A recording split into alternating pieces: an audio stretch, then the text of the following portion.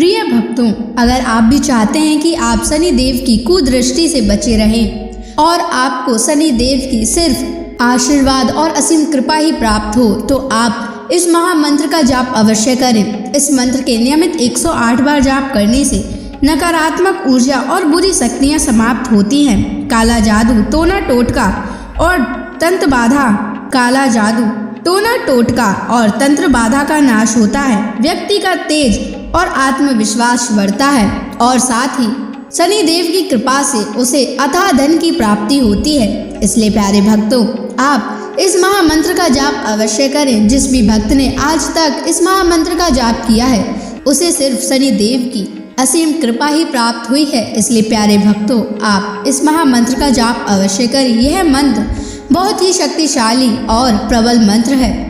इस मंत्र का प्रभाव तुरंत ही दिखाई देने लगता है और साथ ही आपका जीवन सुखद हो जाएगा। अगर आप शनि देव का आशीर्वाद प्राप्त करना चाहते हैं तो इस वीडियो को लाइक और चैनल को सब्सक्राइब जरूर कर दीजिए और कमेंट बॉक्स में जय शनि महाराज अवश्य लिख दीजिए। तो चलिए भक्तों, मंत्र का जाप करना प्रारंभ करते हैं। ओम ह्रीं सन शनैश्चराय सर्वदोष निवारणाय स्वाहा।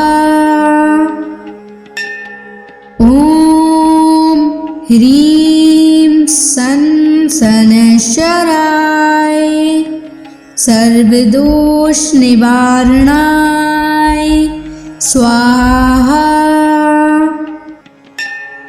ओम ह्रीं सन शनैश्चराय सर्वदोष निवारणाय स्वाहा। ओम ह्रीं सन शनैश्चराय सर्वदोष निवारणाय स्वाहा। ओम ह्रीं सन शनैश्चराय सर्वदोष निवारणाय स्वाहा। ओम ह्रीं सन शनैश्चराय सर्वदोष निवारणाय स्वाहा। ओम ह्रीं सन शनैश्चराय सर्वदोष निवारणाय स्वाहा। ओम ह्रीं सन शनैश्चराय सर्वदोष निवारणाय स्वाहा। ओम ह्रीं सन शनैश्चराय सर्वदोष निवारणाय स्वाहा। ओम ह्रीं सन शनैश्चराय सर्वदोष निवारणाय स्वाहा।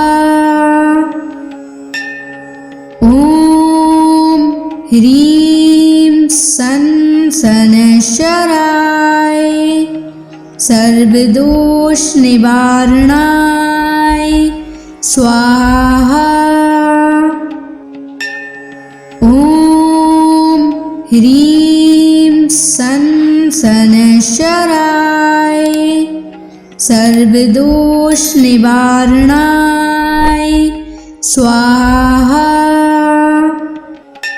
ओम ह्रीं सन शनैश्चराय सर्वदोष निवारणाय स्वाहा।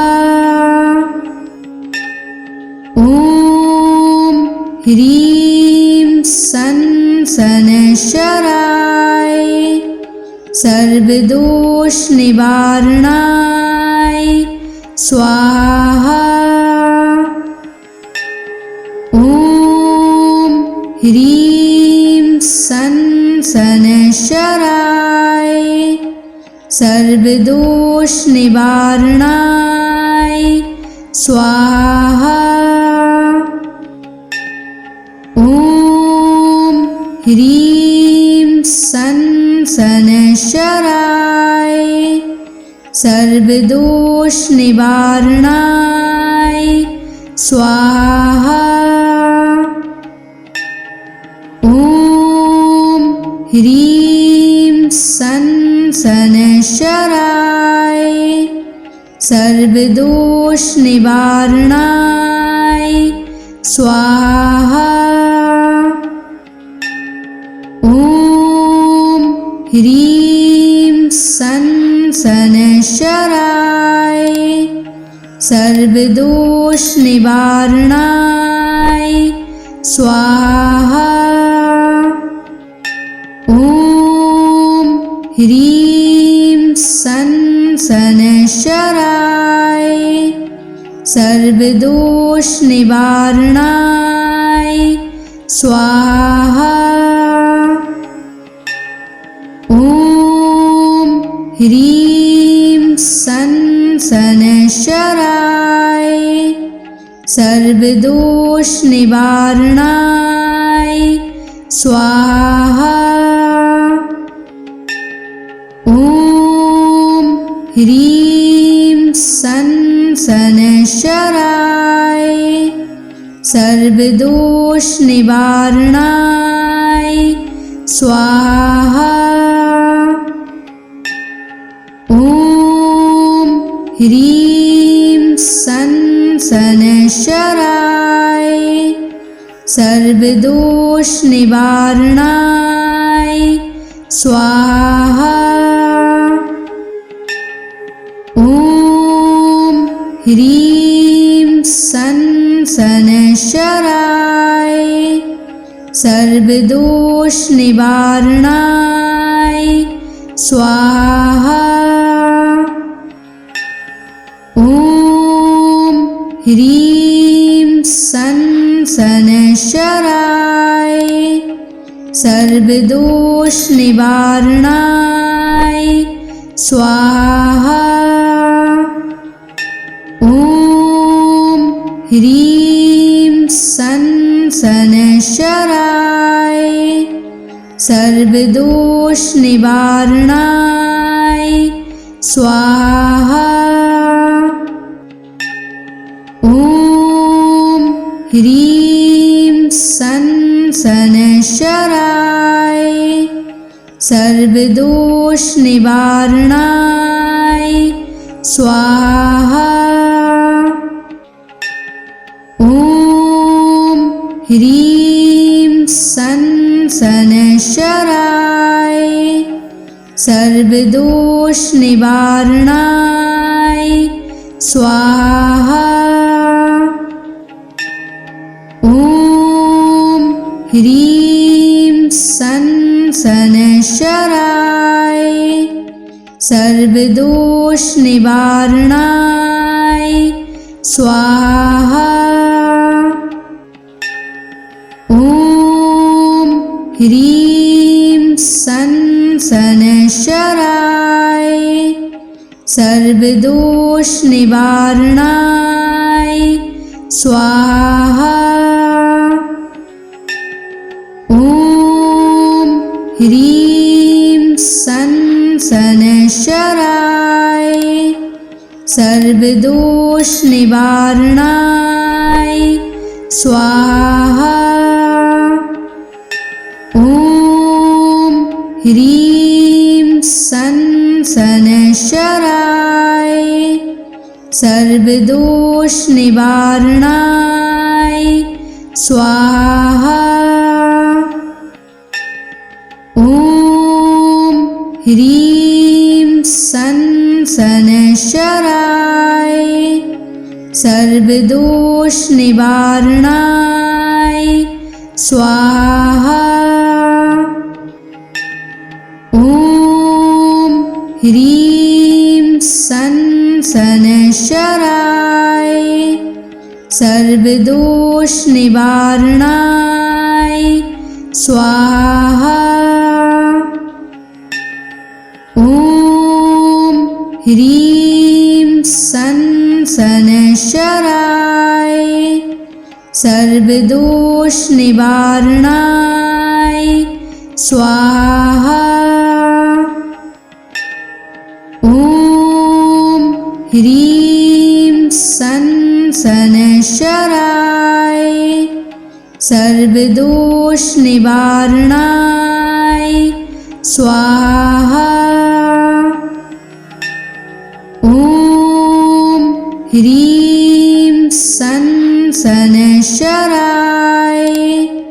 सर्वदोष निवारणाय स्वाहा। ॐ ह्रीं सनशराय सर्वदोष निवारणाय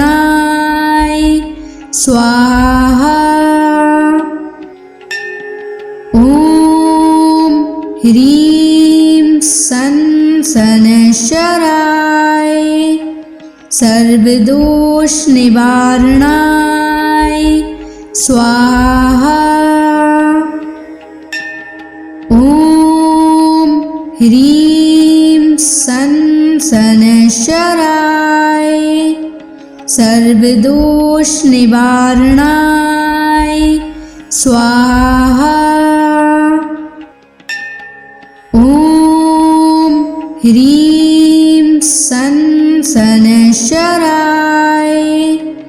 सर्वदोष निवारणाय स्वाहा। ॐ ह्रीं सनशराय सर्वदोष निवारणाय स्वाहा। ॐ ह्रीं सनशराय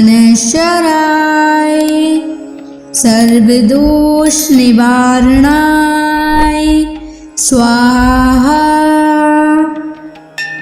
ॐ ह्रीं सनशराय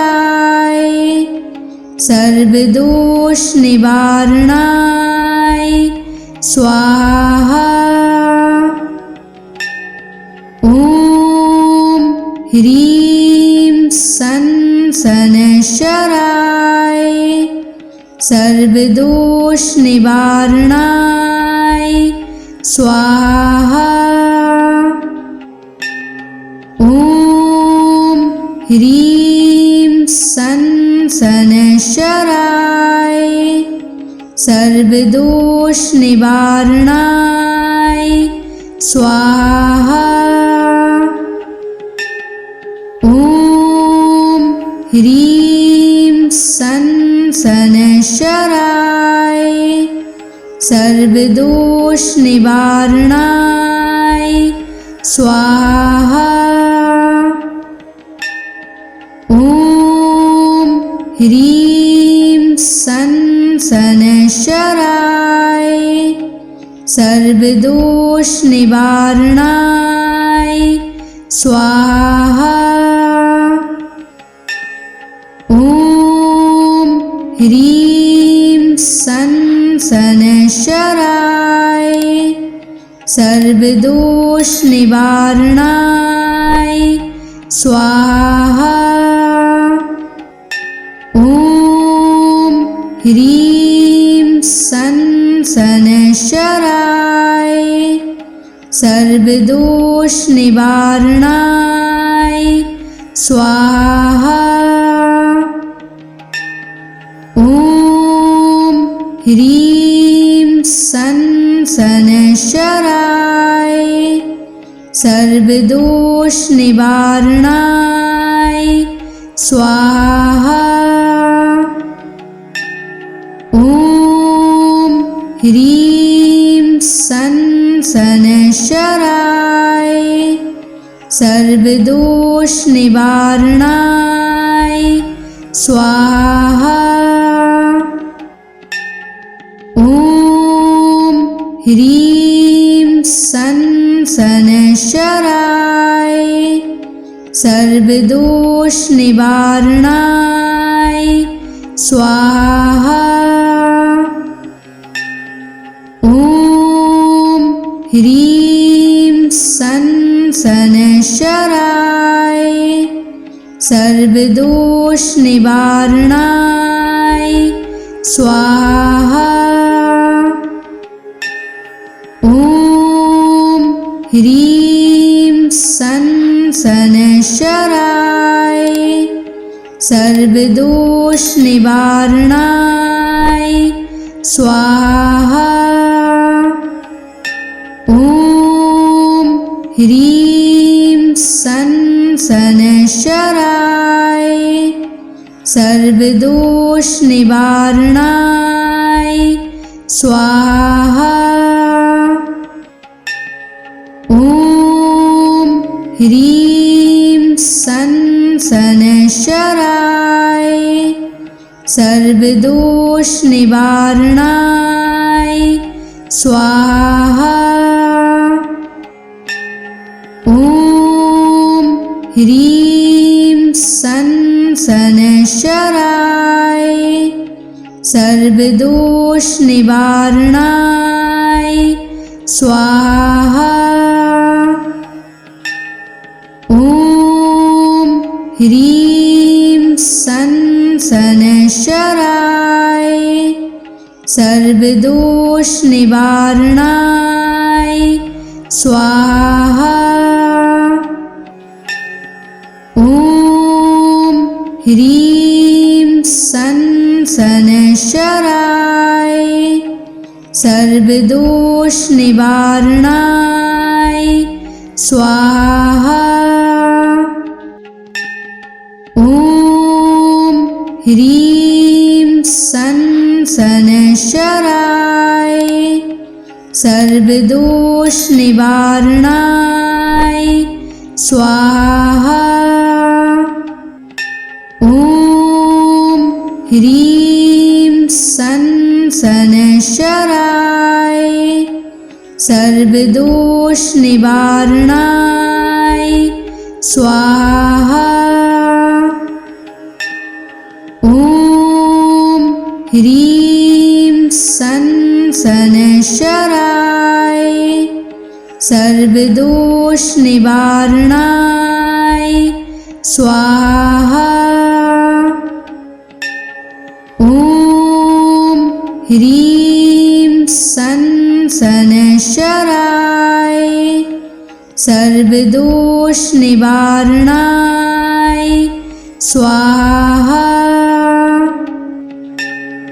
ॐ ह्रीं सन शनैश्चराय सर्वदोष निवारणाय स्वाहा। ॐ ह्रीं सन शनैश्चराय सर्वदोष निवारणाय स्वाहा। ॐ ह्रीं सन शनैश्चराय सर्वदोष निवारणाय स्वाहा। ॐ ह्रीं सन शनैश्चराय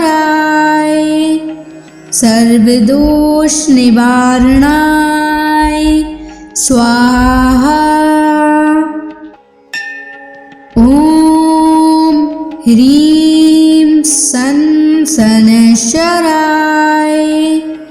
सर्वदोष निवारणाय स्वाहा। ॐ ह्रीं सन शनैश्चराय सर्वदोष निवारणाय स्वाहा। ॐ ह्रीं सन शनैश्चराय सर्वदोष निवारणाय स्वाहा। ॐ ह्रीं सन् शनैश्चराय सर्वदोषनिवारणाय स्वाहा। ॐ ह्रीं सन् शनैश्चराय सर्वदोषनिवारणाय स्वाहा। ॐ ह्रीं सन् शनैश्चराय सर्वदोषनिवारणाय स्वाहा। ॐ ह्रीं सन् शनैश्चराय सर्वदोषनिवारणाय स्वाहा। ॐ ह्रीं सन् शनैश्चराय सर्वदोषनिवारणाय स्वाहा। ॐ ह्रीं सन् शनैश्चराय सर्वदोषनिवारणाय स्वाहा। ॐ ह्रीं सन् शनैश्चराय सर्वदोषनिवारणाय स्वाहा। ॐ ह्रीं सन् शनैश्चराय सर्वदोषनिवारणाय स्वाहा। ॐ ह्रीं सन् शनैश्चराय सर्वदोषनिवारणाय स्वाहा। ॐ ह्रीं सन् शनैश्चराय सर्वदोषनिवारणाय स्वाहा। ॐ ह्रीं सन् शनैश्चराय सर्वदोषनिवारणाय स्वाहा। ॐ ह्रीं सन् शनैश्चराय सर्वदोषनिवारणाय स्वाहा। ॐ ह्रीं सन् शनैश्चराय सर्वदोषनिवारणाय स्वाहा। ॐ ह्रीं सन् शनैश्चराय सर्वदोषनिवारणाय स्वाहा। ॐ ह्रीं सन् शनैश्चराय सर्वदोषनिवारणाय स्वाहा। ॐ ह्रीं सन् शनैश्चराय सर्वदोषनिवारणाय स्वाहा। ॐ ह्रीं सन् शनैश्चराय सर्वदोषनिवारणाय स्वाहा। ॐ ह्रीं सन् शनैश्चराय सर्वदोषनिवारणाय स्वाहा। ॐ ह्रीं सन् शनैश्चराय सर्वदोष निवारणाय स्वाहा। ॐ ह्रीं सं शनैश्चराय सर्वदोष निवारणाय स्वाहा। ॐ ह्रीं सं शनैश्चराय सर्वदोष निवारणाय स्वाहा। ॐ ह्रीं सं शनैश्चराय सर्वदोष निवारणाय स्वाहा। ॐ ह्रीं सं शनैश्चराय सर्वदोष निवारणाय स्वाहा। ॐ ह्रीं सं शनैश्चराय सर्वदोष निवारणाय स्वाहा। ॐ ह्रीं सं शनैश्चराय सर्वदोष निवारणाय स्वाहा।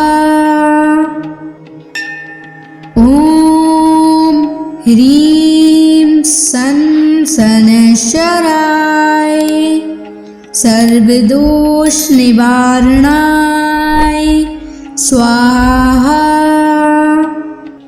ॐ ह्रीं सं शनैश्चराय सर्वदोष निवारणाय स्वाहा।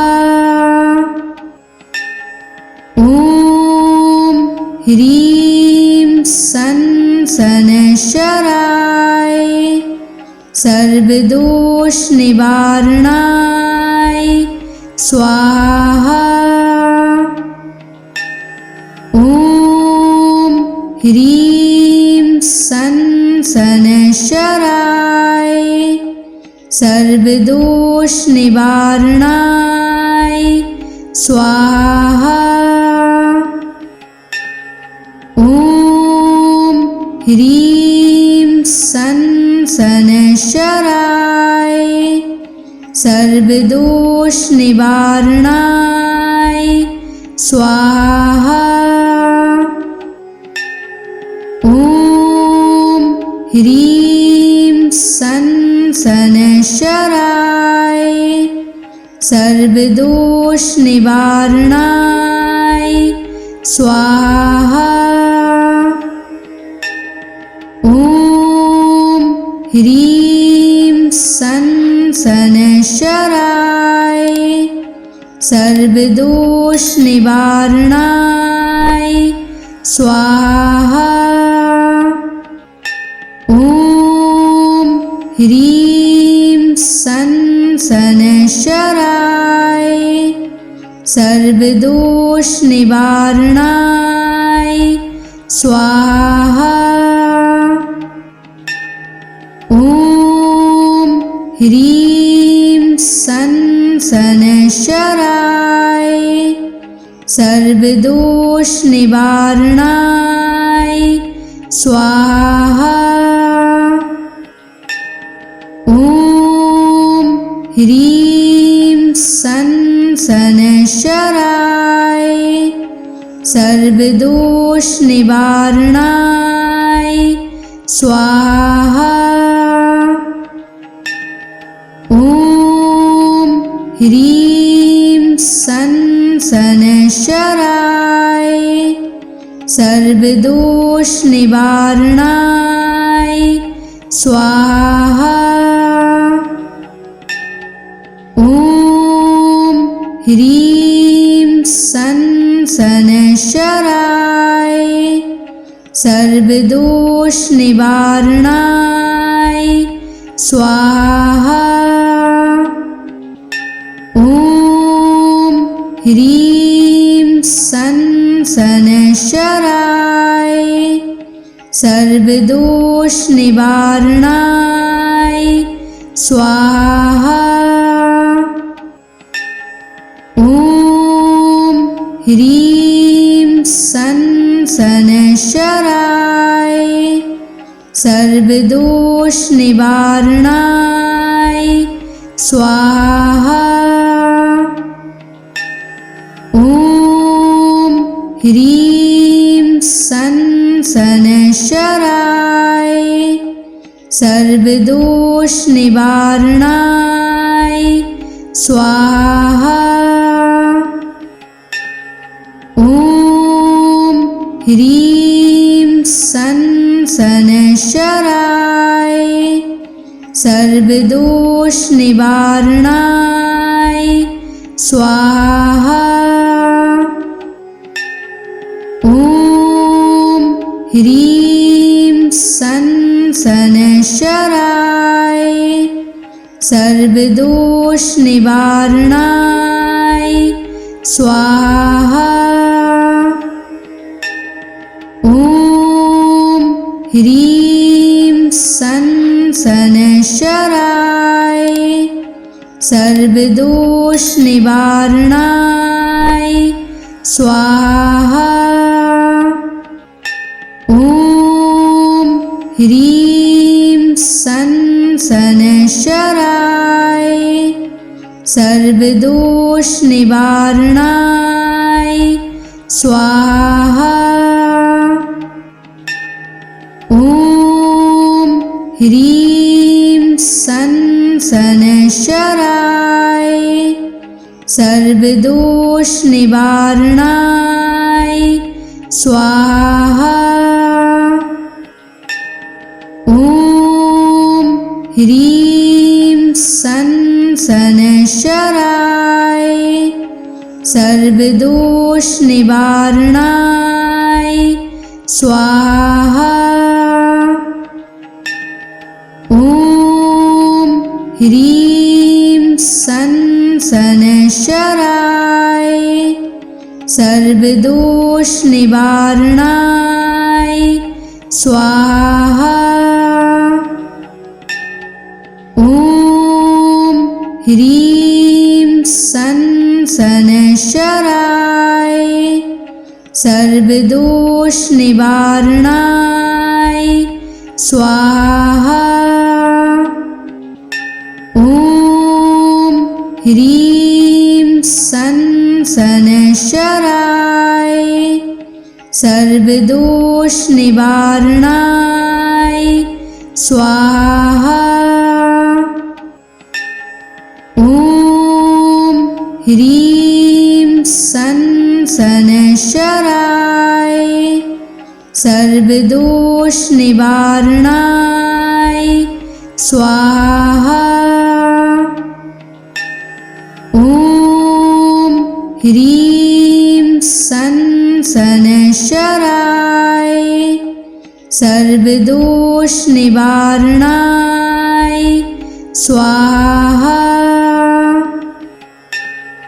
ॐ ह्रीं सन शनैश्चराय सर्वदोष निवारणाय स्वाहा। ॐ ह्रीं सन शनैश्चराय सर्वदोष निवारणाय स्वाहा। ॐ ह्रीं सन शनैश्चराय सर्वदोष निवारणाय स्वाहा। ॐ ह्रीं सन शनैश्चराय सर्वदोष निवारणाय स्वाहा। ॐ ह्रीं सन शनैश्चराय सर्वदोष निवारणाय स्वाहा। ॐ ह्रीं सन् शनैश्चराय सर्वदोष निवारणाय स्वाहा। ॐ ह्रीं सन् शनैश्चराय सर्वदोष निवारणाय स्वाहा। ॐ ह्रीं सन् शनैश्चराय सर्वदोष निवारणाय स्वाहा। ॐ ह्रीं सन् शनैश्चराय सर्वदोष निवारणाय स्वाहा।